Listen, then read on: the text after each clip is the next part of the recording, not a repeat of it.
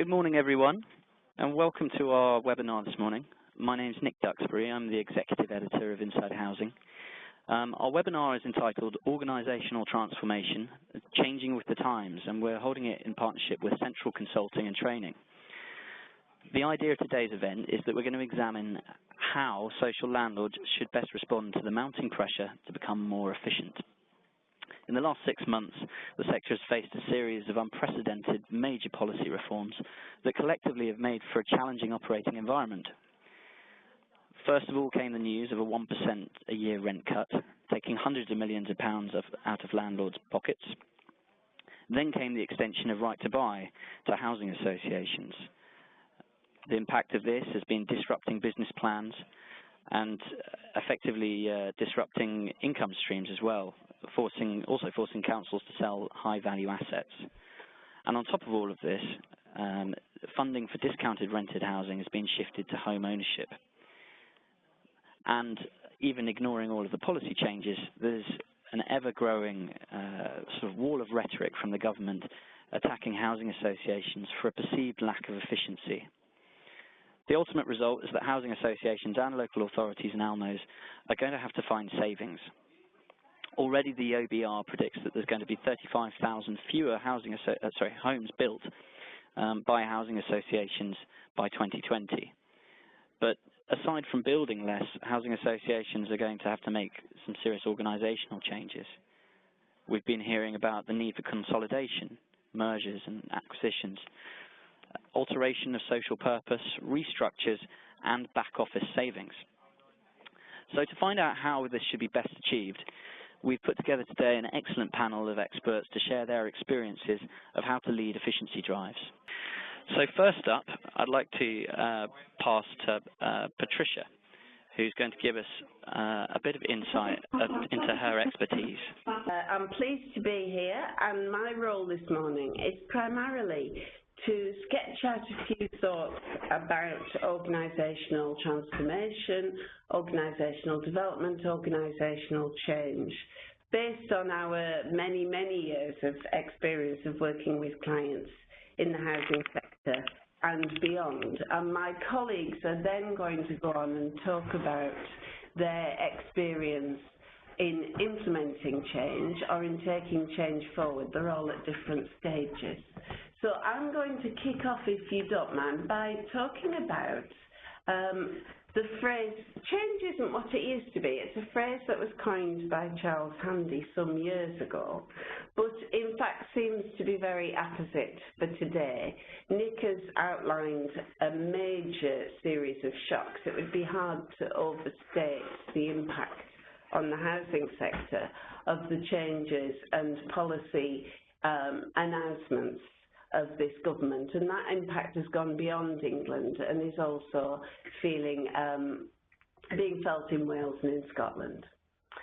And what I'd like to pick up there is how, when you're faced with a number of changes about which there is very little choice, it's often difficult to identify why it's worth investing in thinking about the longer term and in helping people through that change. And the few points I'd like to make on that are really around some of the risks we're familiar with, which are to do with doing the obvious. We have seen, for example, the wrong people made redundant, capability taken out of organisations, and finding later on that that capability was needed to transform. We need to ask whether each organisation focuses clearly enough on what's the critical success factors or the distinctive competencies of this organisation. What is it that makes us do well, and making sure we keep them? We need to be stress testing any internal decisions. If we do X, what is the implication of Y? And we need to try and maintain room for creativity. We want innovation, but also for noticing the counterintuitive. We need to avoid assumptions, and it's very easy to make them. So let me just give you an example from a recent piece of research, which is counterintuitive in my view. And it's followed the people who were affected by the collapse of all three Icelandic banks, which you will remember, and some of you may well have had investments and so on in those banks. What was interesting about this piece of work was that about 20% of people were laid off.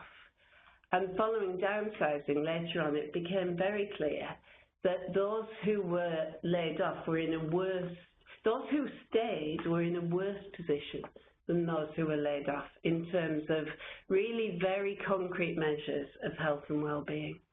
Those re-employed to a steady job fared best, but those in temporary jobs or still unemployed reported better health and well-being than the stayers. And other research has backed that up. So this is an example, in a way, I think, of what we often call a wicked problem. That doesn't mean particularly evil or good, depending on your usage of the word. It's about problems that are unsolved, that are hard to solve, that are difficult to bound, that are difficult to really get a handle on until you actually get into the problem and start working on it.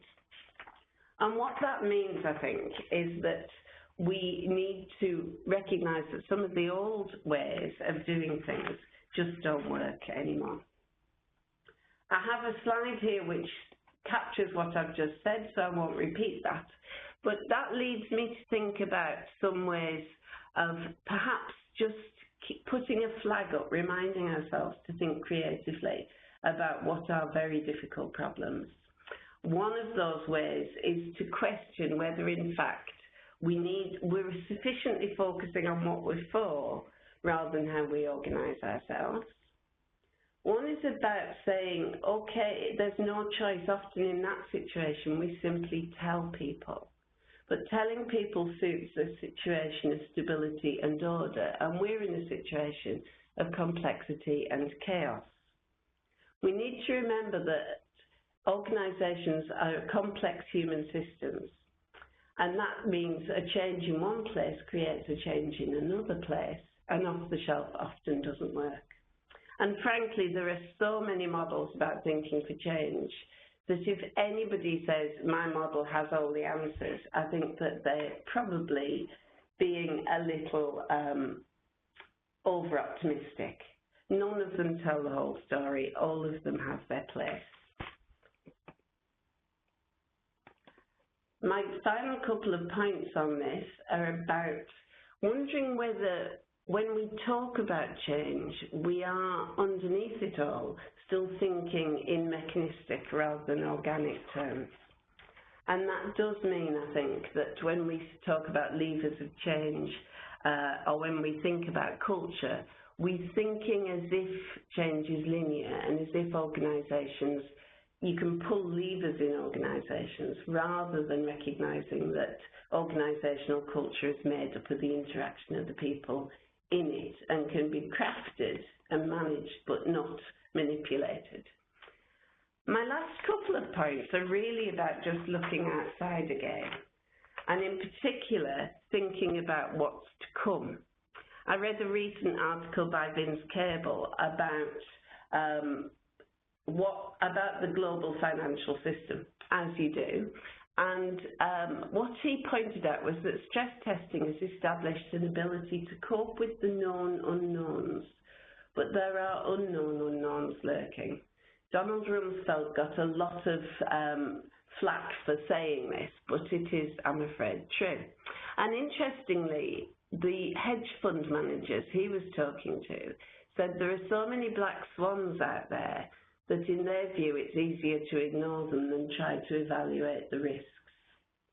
So it's looking like the important thing is that we have capability and readiness rather than that we have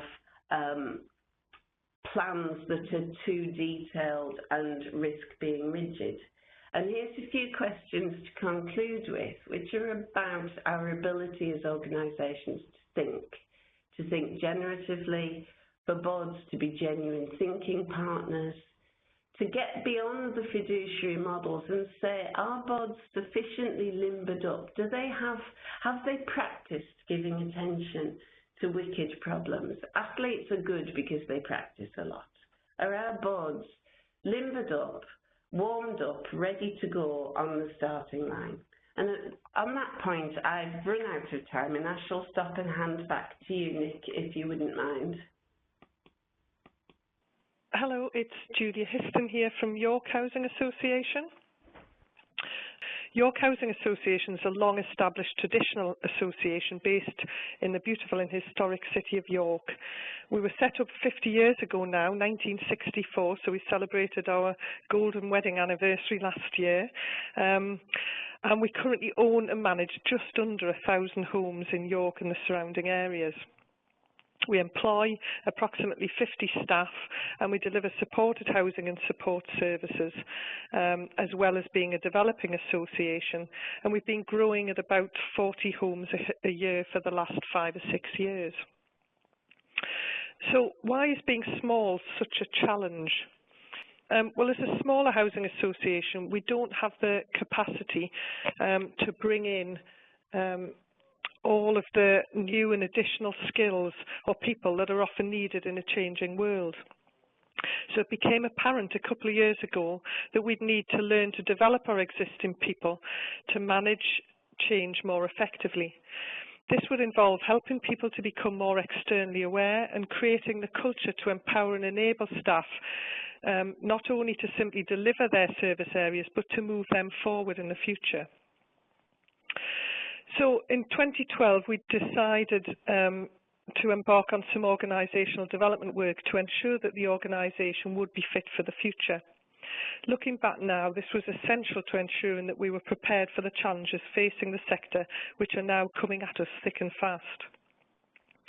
The organisational development work consisted of a number of threads or work streams. First of all, we did a lot of work with the board on setting future strategic direction and vision. This was quite specific and ambitious, and our goal was to double the number of homes we provide over the next 20 years, very much in line with the National Housing Federation's ambition to deliver. There was recognition that this ambition may take us beyond our existing capacity and therefore require a change in organisational structure in the future. And looking back now, that was hugely helpful with the challenges that we're now facing. We also did a lot of practical work with the board on governance. We reviewed and updated the rules, the standing orders. We looked again at skills mix on the board. We took a more rigorous view towards board renewal and board appraisal. We essentially made sure that the governance of the organisation was fit for purpose and that the organisation could be led to deliver the new vision.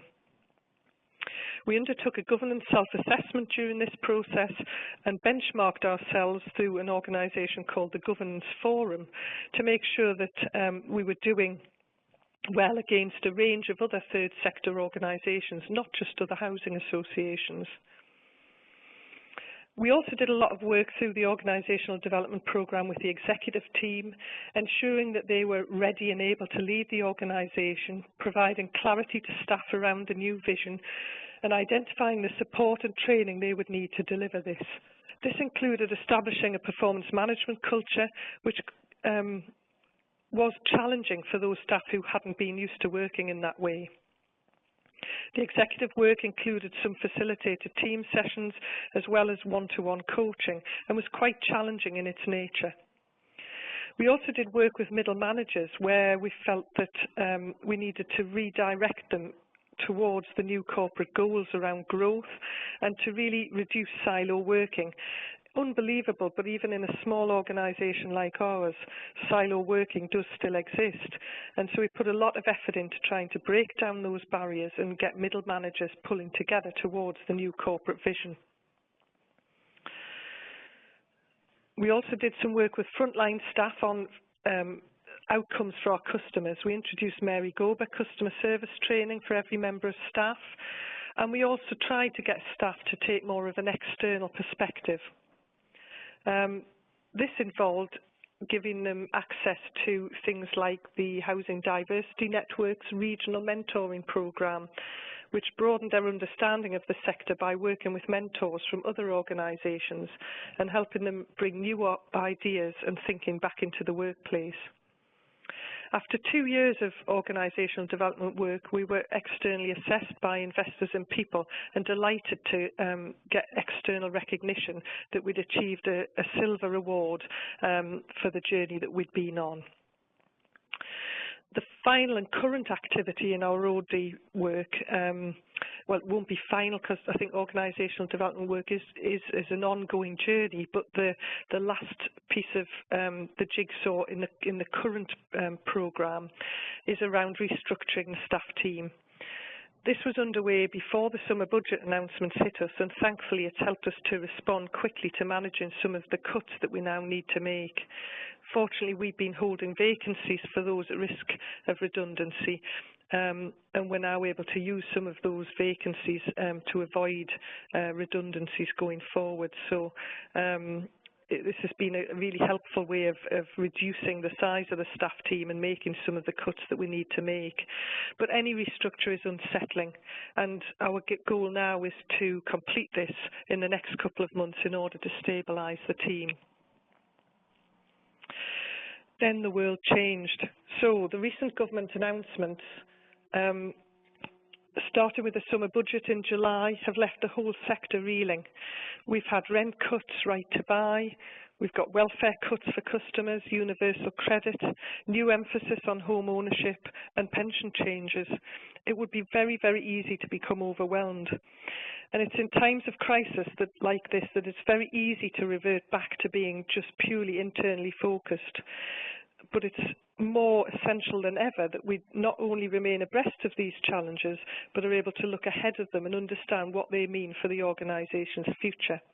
So I just wanted to sort of finish off by talking about how we've handled things so far. So first of all, the board have undertaken stress testing, which we've already heard about from Patricia today. So they knew before the rent cut hit what would break the business. They'd already rehearsed where the cuts would have to be made in such circumstances. So when this crisis actually hit, we felt more prepared than we would have done if we hadn't already gone through some of that stress testing. The board also remained really focused on organisational purpose and vision, which is proving hugely helpful now that they've got key and difficult decisions to be made about the future. The board are asking the right strategic questions, and they're working with the executive team in an equally challenging and supportive way to reach the right conclusions for the future. Many of the board members are regularly attending regional and national seminars to understand the changing environment and their implications, and they're talking to others in the sector about how they're responding. We've increased our circulation of trade magazines like Inside Housing, and they get a lot more information both online and in print to stay abreast of the changing environment. So following a board away day in October, we've adopted a two-pronged strategy for the future. First of all, to make the cuts that are necessary for us to remain financially viable and robust enough to face the challenges ahead. And secondly, to explore future partnerships, group structures and mergers to ensure that we can achieve the economies of scale and value for money required to enable us to continue to meet our vision for the future, which, if you remember, for us is around continuing to provide new homes in a time of housing crisis. We know we could ride out this storm, but if we can't do any more than just deliver landlord services, we won't be meeting that future vision to continue to meet housing and support needs in our area. We're particularly concerned that in a high-value area like York, that we believe a large number of homes could be lost through the right to buy, and therefore the board have got even greater resolve to use our resources to continue to protect affordable rented housing in this high-value housing market. These are testing times for managers too, with concerns about job security for themselves and their staff. It's no surprise that some are struggling when asked to make cuts to their budget areas. They feel vulnerable and know that this won't deliver the levels of service that we have done in the past. In times of crisis, we're finding that some managers are rising to the leadership challenge, and the previous work and coaching and group work that we've done is really paying off. But frankly, others are really struggling to cope. It's clear that we're going to need to continue to invest in supporting managers through this next phase of change. In terms of staff, we're finding that staff simply want to be kept informed. They want to understand what's happening, where the future decisions will be made and when. They want to know what these changes to the external world mean for them and their job. The Chair and I have run 2 staff seminars since the budget announcements, just to keep staff up to speed and be available to answer questions. And it was so refreshing to discover that, first of all, many of them already had a good understanding of the announcements and what it could mean for the organisation, and that's definitely as a result of being more externally focused over the last couple of years. And secondly, a number of them said, what can we do to help? Which is fantastic. I'm absolutely convinced that that this is as a direct result of the externally focused approach and the organisational development work that we've undertaken, and staff can play a much more important part in shaping the organisation's future now. Finally, I guess the regulator we need to mention in these changing times. As a smaller housing association with under 1,000 homes, we remain under the regulator's radar.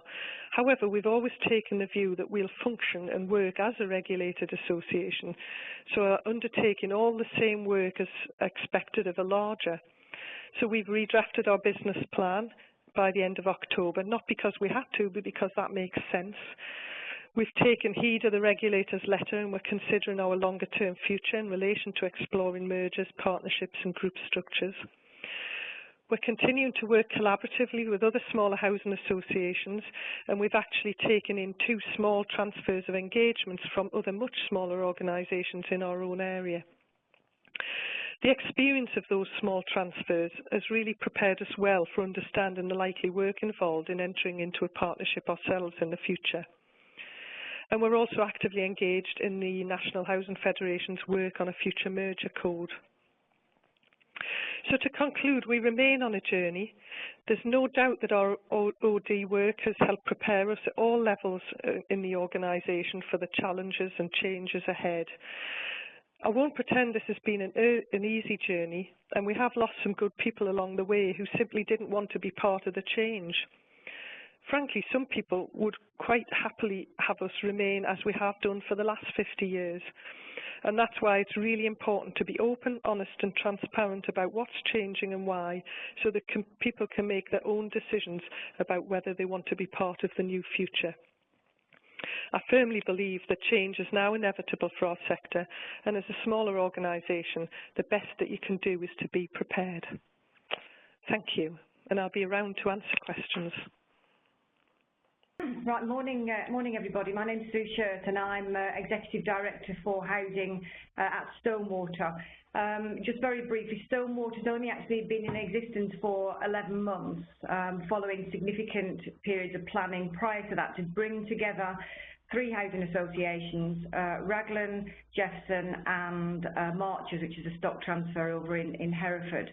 My presentation today wants to just concentrate on the merger that we undertook. A few of the whys and wherefores, so the why did we bother, some things we tried to achieve, then just to touch on some of the learning points we had and then come to a conclusion.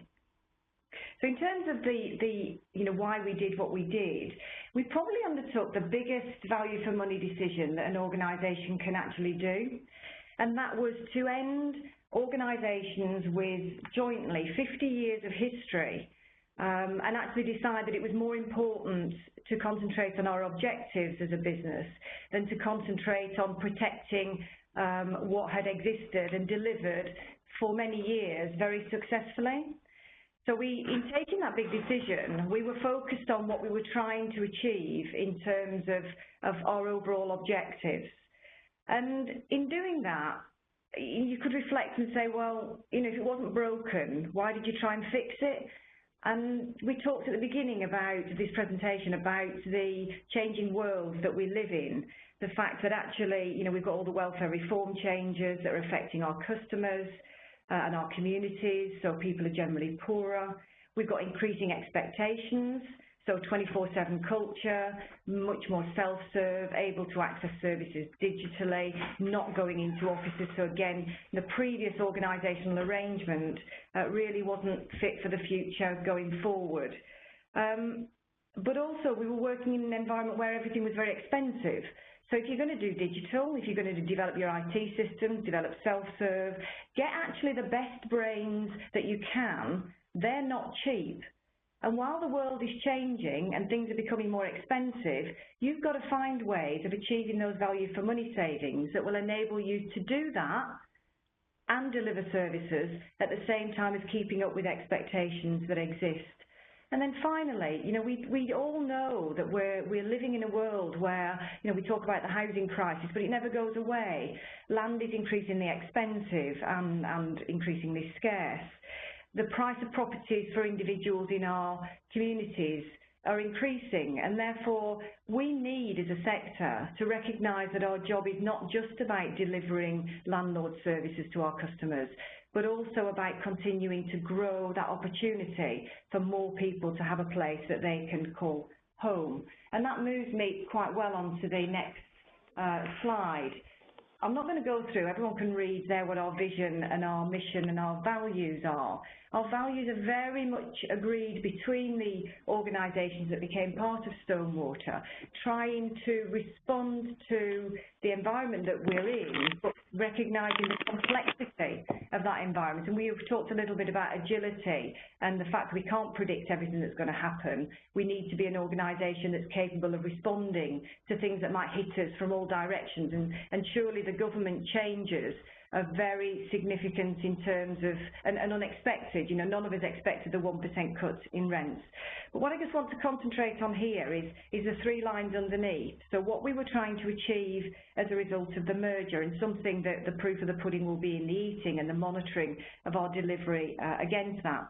So first of all, looking at the customer experience, the merger aimed to invest £2 million in IT, to develop more effective self-service, to develop our digital agenda, so that actually we could secure efficiencies and better customer service, not just for now, but for all of our tomorrows, and recognising an emerging customer base that previously wouldn't have looked to associations, but now have to because the housing market is very expensive. They're unable to access it within their part of the world. So recognising that actually the provision of accommodation now is for much more than previously the provision for very poor people, so people who are increasingly in employment, professional people early in their career, unable to get on the property market, and recognising that actually they have needs as well. So developing a reward system that encourages customers' behaviours that are more efficient, so encourages more online communication, encourages payment by direct debit. None of this is new in the sector. The purpose of Stonewater was to try and capture that so that we could deliver the next objective, which is growth and influence. The merger and the savings arising from that, and I'll come on to the savings under business excellence, should deliver us, or would have delivered us before the budget, I'll come on to again that point later on, 7,500 new homes, of which 1,300 would not have been developed without the merger. And actually the merger gave us additional capacity again because of our changes in the way of working of an extra 480 properties. Again, that's pre the budget, so I'll maybe touch upon that point later. But cumulatively, in terms of what we wanted to achieve, we needed savings, and the business excellence objective was to secure 5.8 million, just shy of 6 million savings year on year by year 5, accumulating over 10 years in £38 million of additional investment in the provision of new homes. Now, that's a really important point because the organisation was actually designed pre the budget. So had we not undertaken the changes that we'd done by creating Stonewater, we wouldn't have had to have found the £34 million we need to find as a result of the budget. But those savings, in addition to the savings that we've already identified as a result of delivering this bringing together of organisations. So by focusing on our promise to become leaner and more efficient, we've actually made the organisation more robust and more resilient to deal with issues that are coming in from outside the organisation, of which really we have very little control. So, moving it on then to the learning points. I'm not going to read out everything that's on the slide, because again, you can do that. I'm just going to concentrate on 3 main points. And the first one is that people are key at all levels. And if all your leaders within the business are on your executive team, that's a problem. You need to recognise in going forward, and the investment that we did in our leaders, our senior leadership team and our middle managers in advance of and during the merger has helped us to actually deliver the merger itself, and will help us to deliver the promises that we made within that commitment to the HCA, to our tenants and to future tenants and our communities. So leadership and understanding that people are really important, and in an uncertain world, they need different skills. So previously, organisations like Jefferson, they changed quite slowly. You know, there wasn't revolution, it was more evolution. With a merger and with the changes that are coming into the sector now, it's very much more revolutionary, that we need to be very quick on our feet and find solutions and help our people to go through that change. Those are skills they won't necessarily have, and therefore you have to make sure that those have been provided. And actually it's more important than that, because you need to recognise as well that mergers and people operate at multi-levels, so that there's an emotional response to the change that they're actually going through, and people deal with that better. But it's really important that we recognise that we show commitment back to the staff, that we invest in the staff in helping them to go through that quite challenging period in their lives. I remember when I went through a significant change in my life, and someone said to me, it's not personal, and I responded to them and I said, yes it is, because you're talking about my ability to be able to pay my mortgage going forward and keep a roof over my children's head. And we need to recognise that as senior leaders in the sector. Our people are the people that make us successful. By investing in them, by involving them in our change processes, not only will we demonstrate that value of being ethical, will also make the organisation stronger and go through the change more easily. The second point I want to cover is about planning and project management. That prevents your people falling over, and it protects performance. And I've got to say, even I'm impressed by the fact that our staff have sustained and in some areas improved performance during this period of change. I would never have expected that to happen, but it did, and it has, and we can demonstrate that. And that goes back to making sure that you do things in the right order wherever you can. You learn from your experience of undertaking those changes, and you try and bring your staff with you. So I think one of those outcomes that we had was that we protected performance, which of course is good for everyone, not least our customers. And in recognising that people have an emotional response, remembering that as executives, we can sometimes be one-dimensional, and we need to know ourselves. So it's not unusual for very senior people, whether executives or whether or not they're very senior leaders in the organisation, are likely to have, and I say likely because not everything fits everybody, characteristics of being driven and characteristics of being, very set on achieving the outcome. And when we're under pressure, we default to type. And when we default to type, we can actually stop remembering that the nurturing part of this change process is also important. So identifying where those gaps occur and making sure in your decision making, whether it's at board or executive team or your communications with staff, that you've actually plugged that gap.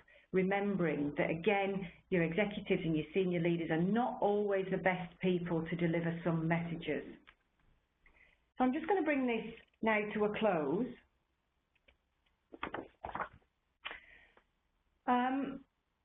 A long time ago, a PR trainer told me, don't get it right, get it written. If you miss the deadline, you may as well have saved all of your effort. It was a complete waste of time. This slide is about not trying to be perfect.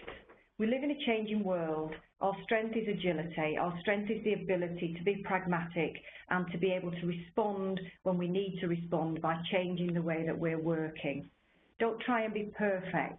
A swan is very beautiful, but actually when you're going through a change process, whatever that transformation is, actually it takes a lot of hard work, so those legs are working really hard under the surface. And actually, whilst we need to portray that image of being calm and moving forward in a very organised way, actually our staff don't expect us to be swans. They don't expect us to be perfect. They quite like the fact that we can be human and respond to them in a way that they understand. So you don't need to be a swan. It's actually okay just to be a well-dressed duck. Brilliant. Well, thank you very much for that, Sue.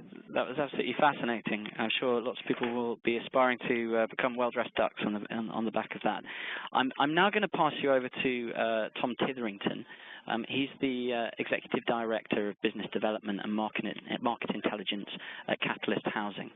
So I'm passing over to Tom now. Yeah, hello everybody. I'm just waiting for my slides to come up.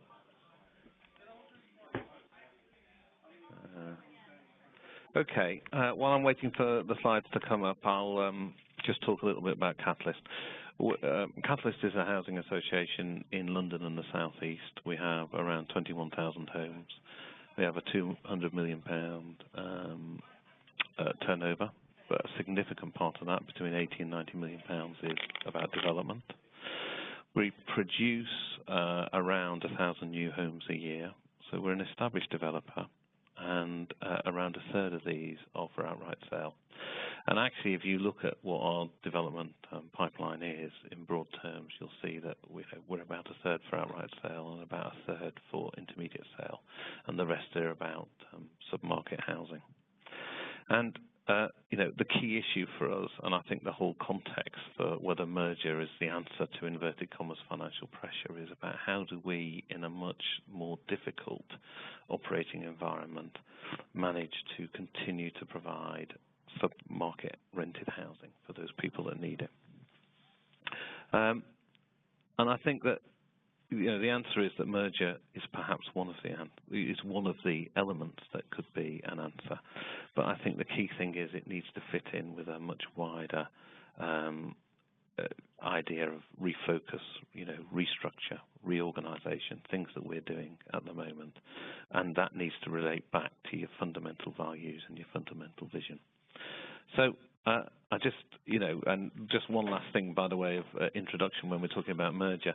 Of course, we start off talking about organisations as though they've been around like that forever, and of course, Catalyst is in fact was previously three other housing associations before they joined with each other and consolidated. So there's a question really whether consolidation is inevitable. And I'm just going to say, well, yes, I think it is inevitable, partly because, again, as I've just pointed out, if you look back at the sector, it's been consolidating over a period. Even in much more benign operating environments, it's been consolidating. And I think the driver is, as I've said, to continue to provide sub-market housing. There's a whole issue around scale and cost, operating costs, and how you actually manage to drive out sufficient funding to be able to do this at a time when the pressure is in fact not to provide in genuine affordable rents. And I'd say it's not simply about overheads. People tend to think about this in terms of driving out the central costs and a rationalisation of areas of operation. But it is about, underlying capacity and about risk balance, particularly if you're a developing housing association, in terms of having a more effective operating arm, generating genuine surpluses out of that operation. It gives a balance when you're taking risks. But it's also your assets, in terms of your assets give you opportunity, particularly in an area like London and the South East, to increase the assets, to provide more homes. And the other thing I'd say in general terms is there's going to be different pressures on different organisations and different reasons to come together between organisations in different areas. And the last thing I'd say is there will still be small, good useful organisations. Consolidation doesn't mean that everybody's going to join with each other. So just moving on, is merger about costs? And what I did was just jot down the reasons why I think people will be considering merger. And I've put at the top of the list development opportunity and capacity. And I've talked about capacity in terms of bringing opportunity, bigger footprint, bigger assets, an opportunity that comes with geography, opportunity that comes with turnover, a greater opportunity to take risk and to compete. So I think there's real issues there for all organisations if they want to continue to provide new homes. There's efficiencies of scale. These are fairly standard in terms of cost savings, margin improvements through the spread of corporate overhead, and I think it's been mentioned before by other speakers, the coming together to invest in infrastructure, particularly IT change and digitalisation, is something which is expensive and ongoing, and actually that shared cost is an important thing in terms of the future viability of organisations. I've talked about a wider asset base. I mean, at the moment in Catalyst, we're regenerating 2 estates with a current total housing numbers of around 700 homes, and we will go back with just below 1,500 homes. And these places will be better places as a consequence. And this is our own self-regeneration. And increasingly, we're looking to link our regeneration of our housing with the regeneration of local authority partners' housing, so that we can create very different places between us over the medium term.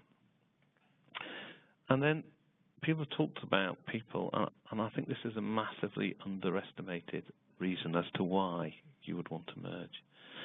And that is that all organisations, whatever their size or whatever their focus, have fantastic people.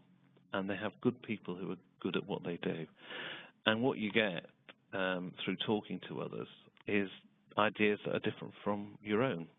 And you have access to a wider pool of talent. And actually, you become more attractive. And there's greater capacity to develop and use talented people.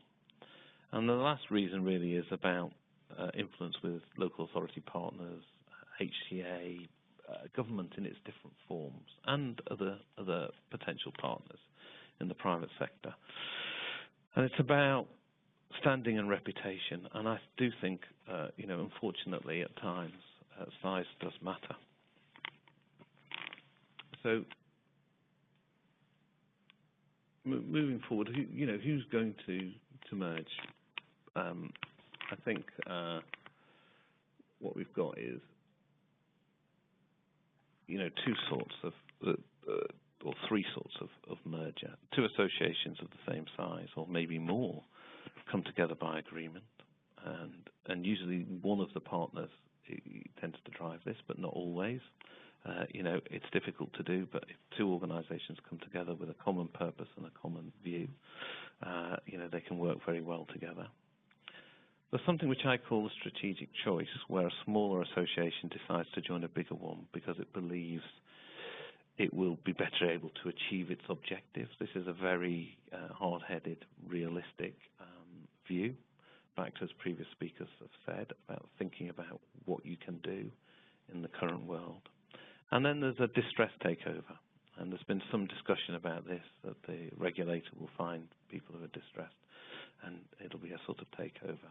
But in my mind, I tend to think about the first 2 as more probable than the last. And then the last thing is, and this is somehow a bit personal really, rather than Catalyst, although it's true of Catalyst too, because I've been involved in organic growth in the past.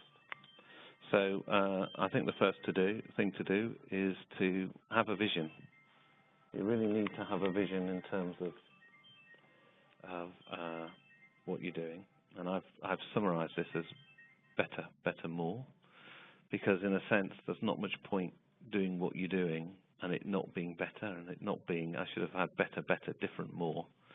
And the last thing is, people, in a sense, have talked about this in the past. This is a major, major project. I mean, it's the biggest project that you could do in your career, so it's so important to, right from the beginning, to be very clear about what you're trying to achieve and to commit the right resources. To have a very, very clear project plan, which includes the whole thing about who you involve and how you communicate and how you explain. And the other thing is, you really need to check against your objectives. You've got to guard against kind of mission creep and mission enthusiasm, and make sure that you know, the organisations involved in this will achieve what they set out to achieve. And so you need to be clear-headed, and you need to communicate all the time. And the last thing is, I'd say, you know, it is a major project. Most of my career has been involved in doing inorganic growth or major regeneration, and a lot of them don't happen. And the last thing really is, when is it difficult to do? Well, it's not easy. I think it's difficult to do if the organisations involved don't have a burning platform. It's much easier if, you know, there's obvious reasons. This is an answer to a problem. Well, if those problems aren't there, then, you know, it really is about achieving a better vision. If it takes too long, with any project that takes a long time, there's a chance that it'll be reviewed, it will stop, it will stall. But also, more importantly, organisations have got their own change plans. And in a sense, they have to continue. And there comes a point whereby, you know, if you're not able to merge, you need to carry on with your own change plans. And the other thing is, if there's no lead organisation, I think that you know, it means that everything needs to be negotiated at every level. But, you know, having been involved in merger discussions for a merger which didn't take place, I am incredibly positive about that process, because it meant that we learned a lot about ourselves as catalysts. We really learned what was important to us. It's like a peer review. You've got great professionals from another organisation having a look at you, and great professionals talking about what the future is going to look like. And you learn so much by opening yourselves up to other people's ideas, other people's critique, other people's, you know, concepts. And it also makes you clear about what you think. So it makes you clear about your strengths and your weaknesses, and it enables you to develop your ideas. And I think what it did for us is the communication with our people really made them understand the pressures, the outside pressures, and understand the reasons for change and what we had to do, whether it was through merger or not.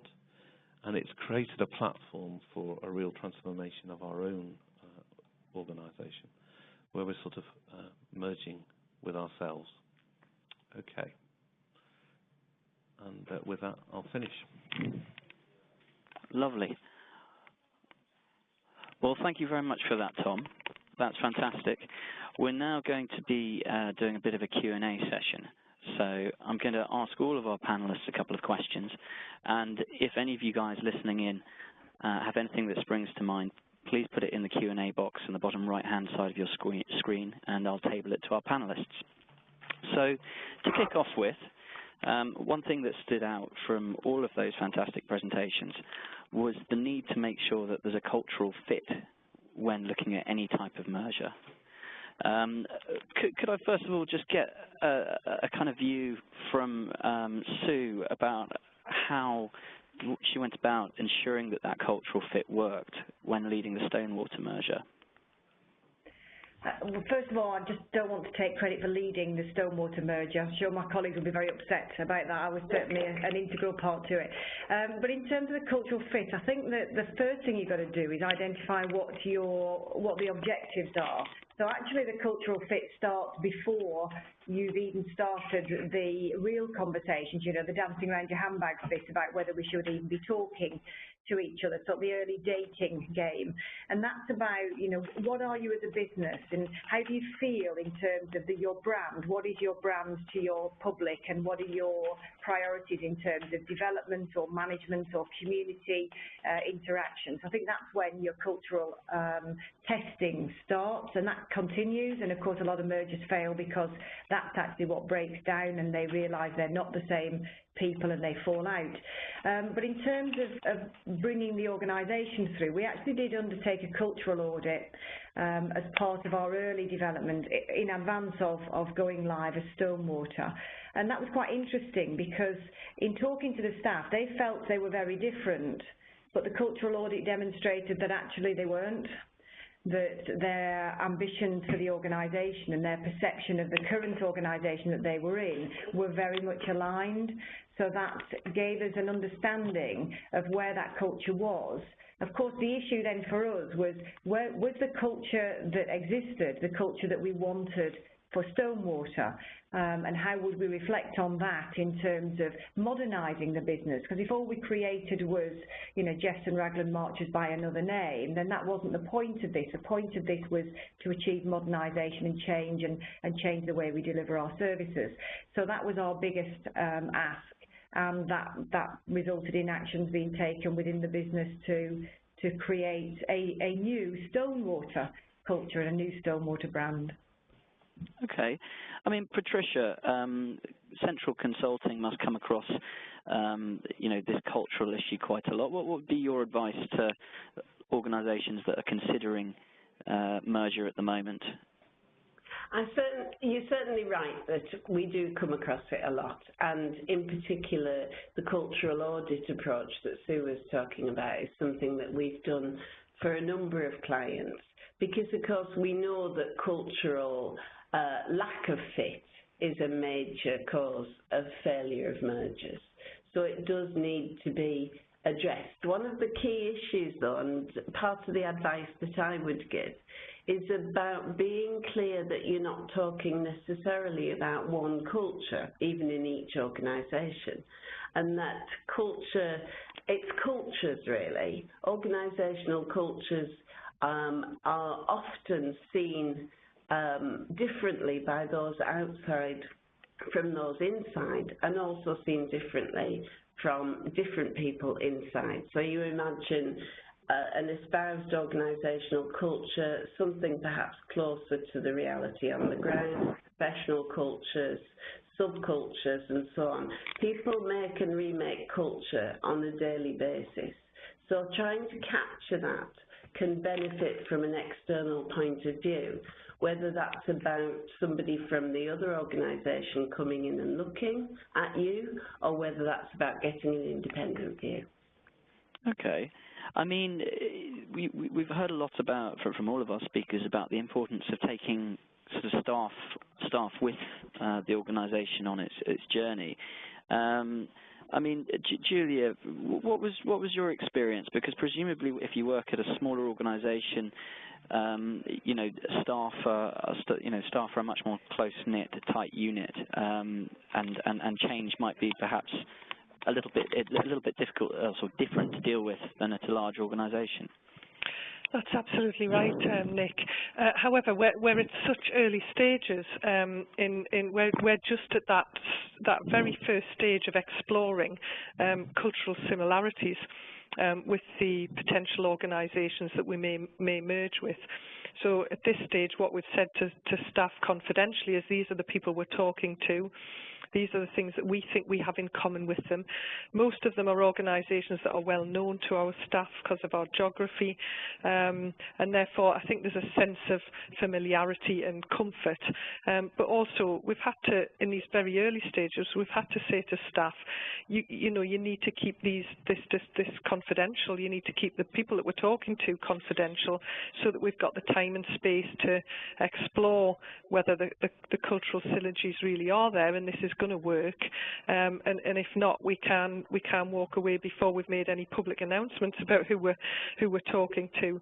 So I think generally staff appreciate that being kept in the loop ahead of any formal announcements, and you know, being made aware and brought into the confidence of the board and the executive, and so far they're really honouring that request to keep these conversations confidential.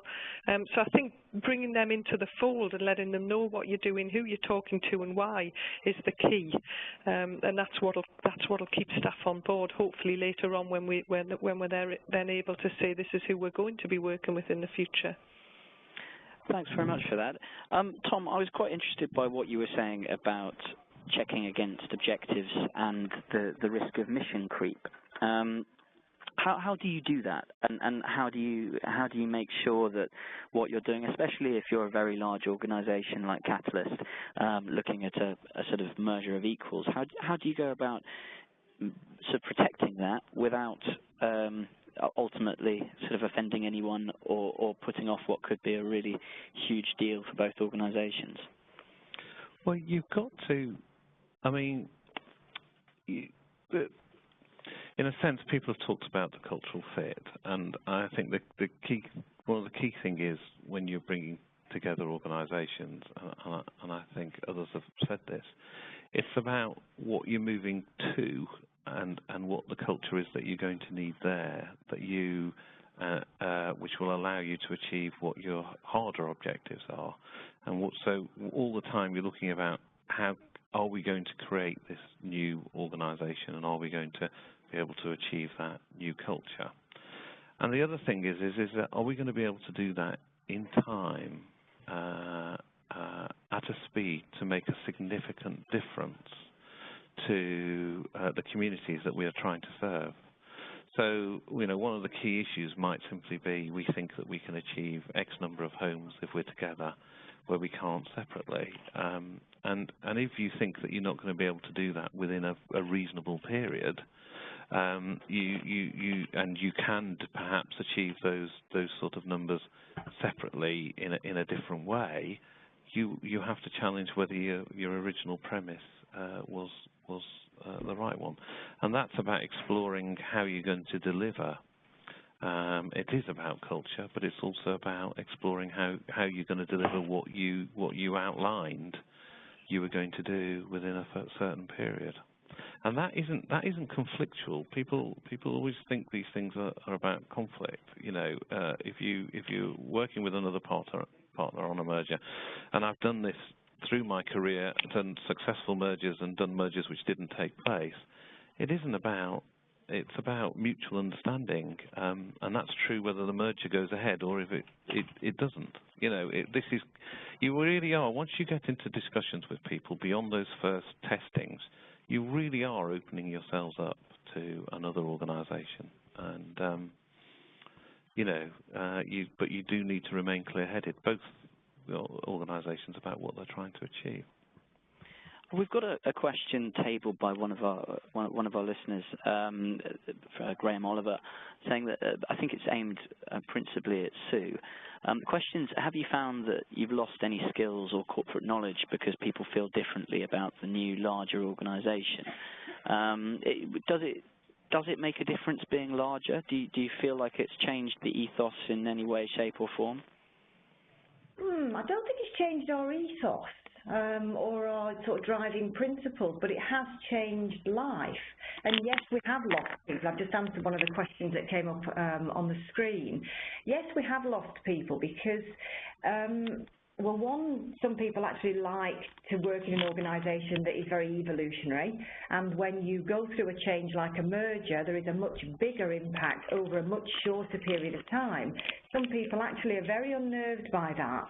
And we have to recognise that our staff are adults. They've got their own perception of values and how work fits into their life, and therefore we will lose them. And sometimes that's sad because we lose them as they become our friends and colleagues, and we're losing a skill set as well. But actually it's okay and it's understandable, because you then bring in new people that actually help the organisation move forward. So would I say that people leave just because it's bigger? The answer is no, because we may be bigger, but actually we're the same people leading the organisation with the same mission, pretty much the missions that we had previously. People leave because actually it's right for them and they don't want to go through the period of change, or alternatively, as we've redesigned the business to modernise it, to deliver services in a different way, to align with modern customer expectations, some people don't like what they've lost and it's a bereavement, and therefore they'll leave. and that's just the way of an organisation's life. Okay. Well, I mean, one thing that Patricia said earlier, which struck me, was that it's very important when you're looking at, because obviously mergers are an important part of efficiency savings, but as Tom said, they're not the be-all and end-all. There are other ways as well. And you know, one of the approaches that a lot of associations are going to be taking right now is restructure. Patricia, earlier you mentioned it's vital to make sure you don't make, you know, the wrong people don't lose their jobs in a restructure. How do you go against safeguarding that, and how do you ensure that, as we heard earlier, you still maintain some leaders outside of a management team? I'm afraid I think that to do that you do need to have a very hard look, a good, honest look at which skills you need to retain and which ones will be difficult to replace, and really be strategic about recognising who those people are, and then think about what you're going to do that might help to retain them, but also potentially help to avoid the effects that I talked about in terms of the Icelandic bank. So I think a retention strategy in that situation, whatever you call it, and probably one that involves some confidential conversations, really is something that managers, senior leaders need to have in their pocket, both within and beyond HR. That's fantastic.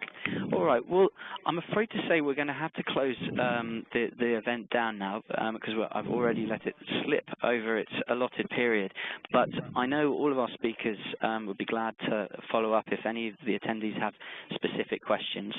So it just remains to say a huge thank you to Central Consulting and Training for sponsoring this event, and also an enormous thank you to our panel of experts, Tom Titherington, Sue Shirt, Julia Histon, and Patricia McCabe. Thanks very much, and look out for future events like this on the Inside Housing website. Thank you. Thank you. Thank you. Thank you.